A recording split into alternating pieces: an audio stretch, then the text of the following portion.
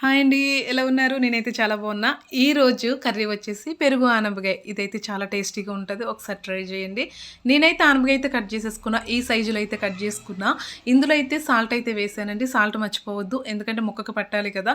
తర్వాత అల్లం, పచ్చిమిరకాయలు అయితే కుమ్మేసుకున్నాను కచ్చాబిచ్చా.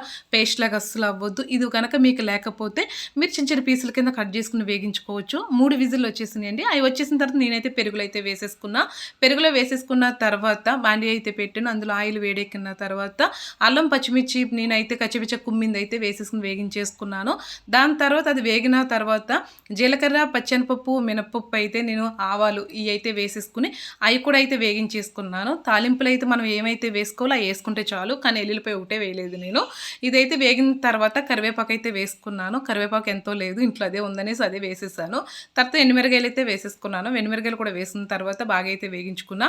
వేగించిన తర్వాత పసుపు అయితే కూడా ఇందులోనే వేసేయండి. పసుపు అయితే చాలా ఇంపార్టెంట్ కలర్ కోసం అనేసి.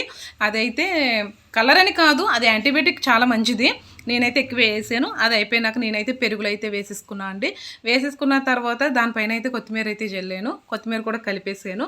కలిపేసిన తర్వాత నాకు సాల్ట్ సరిపోలేదు. చూసుకున్న తర్వాత ముక్కల్లోనే వేసాను కాబట్టి మనకు సరిపోకపోతే ఇందులో అయితే వేసుకోండి. వేసుకున్న తర్వాత లాస్ట్కి అయితే ఇలా అయితే అయ్యిందండి. చాలా టేస్ట్ ఉంటుంది. పిల్లలు చాలా ఇష్టంగా తింటారు. ఒకసారి ట్రై చేయండి. మీకు నచ్చితే నన్ను ఫాలో చేయండి. బాయ్.